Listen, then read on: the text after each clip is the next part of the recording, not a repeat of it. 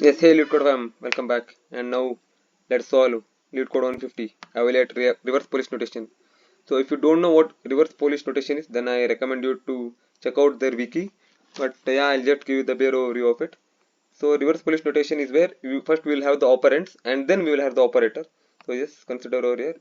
First you have the operands 2 and 1 and then you have the operator plus. Again you have the operand 3 and then you have the operator minus multiplication. So what you have to do is 2 1 plus means that you have to add 1 and 2, and 3 and multiply means that to the addition of 1 and 2 you will multiply 3. So yeah, that's how it goes. And generally computers use reverse Polish notation to evaluate expressions mainly because reverse Polish expressions does not require any parenthesis. Yeah, that's the main reason. So and yeah, if you know how stack works, then this is a classical stack problem, and yeah, this can also be called as a pattern problem. So I recommend you to know how stack works and learn how to solve this problem. So yes, first we will have to have a stack, and then for I in tokens. Yeah, this is also a valid way to do it. If I is equal to plus, then at top pop the values from the stack and then add it and put it back and all. But yeah, let's make it a bit more cleaner and professional looking. And again, for that you have to know what a dictionary is. I highly recommend you to go and check it out. What a dictionary or hash map, you should know what it is and how it works. So let's declare a dictionary. And for operator plus, what you have to do?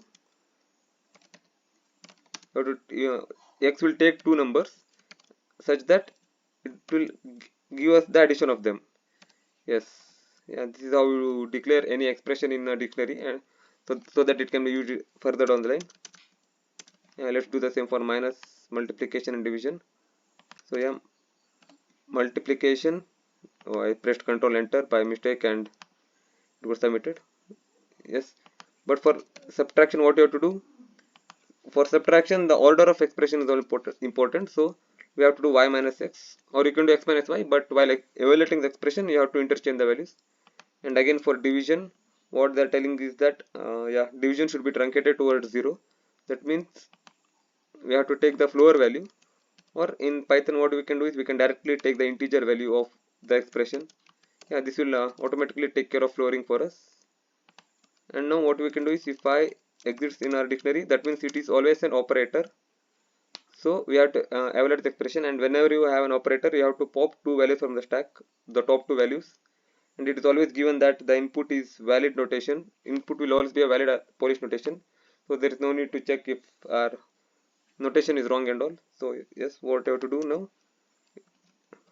val1, these are the top two values of the stack. So stack.pop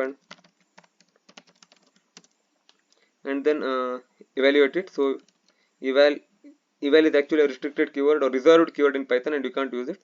So let me call it result is equal to the evaluation of the expression at the position I of val1 and val2. Yeah, if you did x minus y and x divided by y, then be sure to make this as val2 and val1, or else you will get wrong answers. And after evaluating 2 plus 1, what you have to do, you have to add that value back to the stack so that it can be multiplied with 3. That's how reverse Polish notation works. After each expression is evaluated, you have to add that value back to the stack. So yes, and if the index, if the element does not exist in our dictionary, that means it is an operand, and operand will always be integer. So what we can do is directly we can append the integer value of the element. So int of I, and after all this, what will happen is at the 0th position, stack, the length of the stack will always be 1, and at the 0th position or the minus 1th position, whatever you want to call it, we will have our we will have the expression, or we will have the result of the expression. So let me just print out the stack, and let me return something, return 0.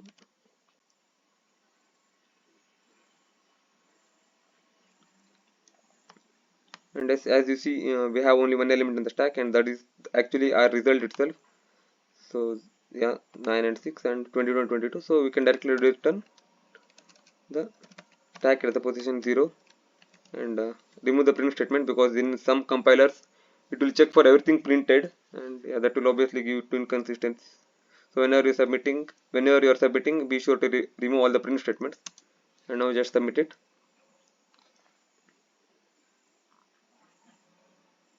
And you see, yes, it works. And yeah, this is if you do like this and all, then obviously it will show that you have deep knowledge of the language which you're working on.